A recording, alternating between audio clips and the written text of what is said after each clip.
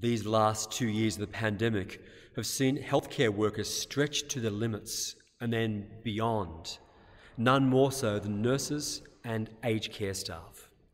And these generous, hard-working professionals, along with disability support workers, along with school teachers and childcare workers, have been very much on the front line of caring and serving our most vulnerable people in these last 2 years, as indeed they always have been and will continue to be into the future.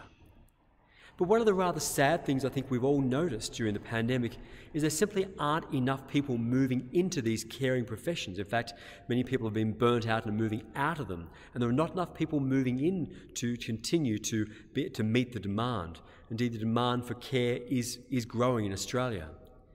And this is really something I think quite sad about us as a society, us as a culture.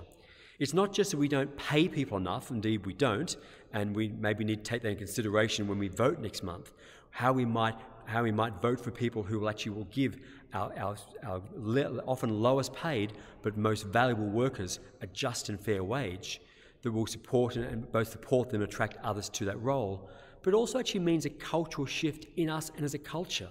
We might choose roles of service rather than roles of comfort or ease. Many people would prefer a desk job, a job that gives us a corner office, or even better still, can be done from home. And yet what we see and hear Jesus doing in the gospel tonight is the opposite of all that. It is indeed very much in line with what we see our nurses, teachers, healthcare, aged care staff doing, hands-on service and love.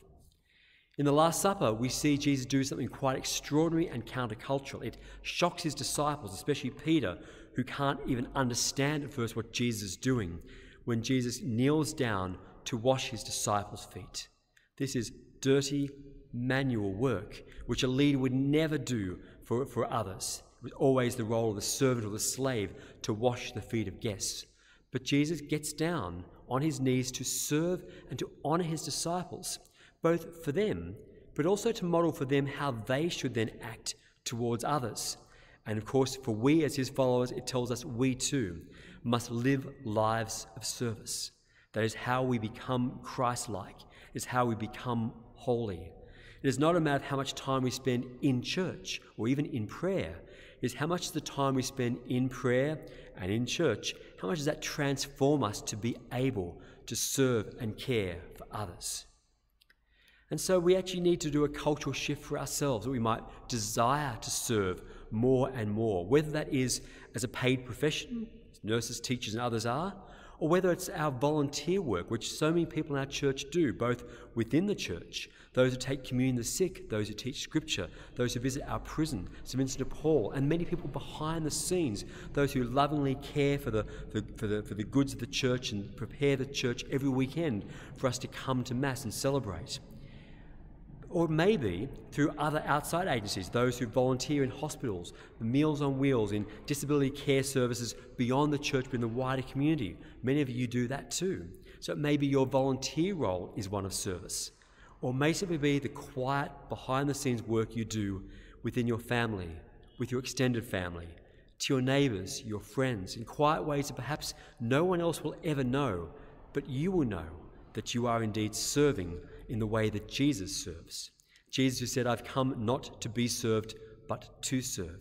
And so many of you I know live that life of service already. But it is a hard ask. It is hard work. Unfortunately, our Catholic faith is not just a series of commandments of Jesus saying, do this hard thing that we must do on our own. No, our faith is a relationship with Jesus, and Jesus then empowers us. He gives us his very self so we can live that life of service. The other half of what we celebrate at the Last Supper is the institution of the Eucharist, in which Jesus gives us his very self in the form of bread and wine, to his first disciples at Last Supper, but to us in every single Mass we come to. And every time we receive the Eucharist, every time we receive Jesus' body and blood, at the moment symbolically, but hopefully we'll again receive from the chalice soon, but every time we receive Jesus in the Eucharist, we are being transformed and conformed more and more to the image and likeness of Christ, the servant. And so as we tonight share the Eucharist, Let's desire that Jesus would transform us to be more and more like himself. And tonight, as we were about to wash feet here, ritually reenacted in the Mass where the ordained, myself, Father Vincent, and with me, Deacon Adrian, will together wash feet to show that those who are ordained are at the service of the laity. It is us trying to reenact what Jesus has given us and shown us, that we are all to be foot washers. We are all to be servants to one another. We are to live that life of service as Jesus did.